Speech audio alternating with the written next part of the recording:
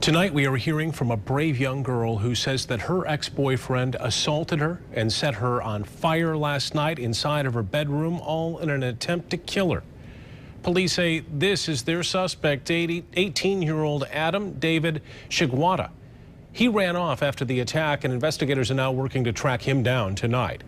24-Hour News 8's Heather Walker talked with that young victim today from the teen's hospital bed, and Heather joins us live tonight with her message. Brian, she told me for years she's been trying to hide from her story, keep it away from people, but today she said enough is enough. She decided to speak out in hopes that what happened to her won't happen to another girl. Domestic violence is a really big issue, and a lot of people don't understand it, especially teenage girls. 17-year-old Sophia Putney Wilcox spoke to us from her hospital bed in a discreet location. Sharing my story can kind of help other people share theirs maybe and get the help that they really need. Last night at her mother's Kalamazoo home, her ex-boyfriend Adam Shigwata broke in and hid in her room. And he popped out under a blanket, and he had a knife. And so I started freaking out, but I couldn't yell or anything because then I thought he would stab me. This was the most recent of a string of domestic violence that started her freshman year. Since he knew that nothing else was going to happen, we weren't going to be together, he knew that he wanted to die, but he wanted me to die with him.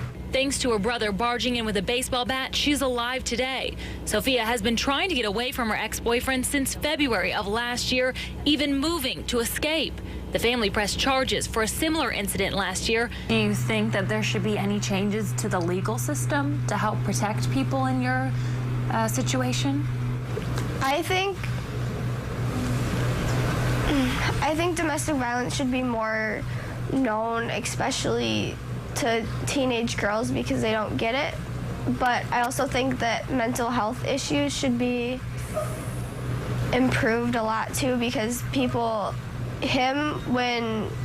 after he's like covered my blood, or his blood, with my diary and stuff like that, they would not send him to a mental institution because he took a test. And I think if he could have gotten the help that he needed, he could be fine today. He could be a functional person. As for Sophia, she's focusing on herself and spreading a message of love. Make sure that I love myself more than anyone else could.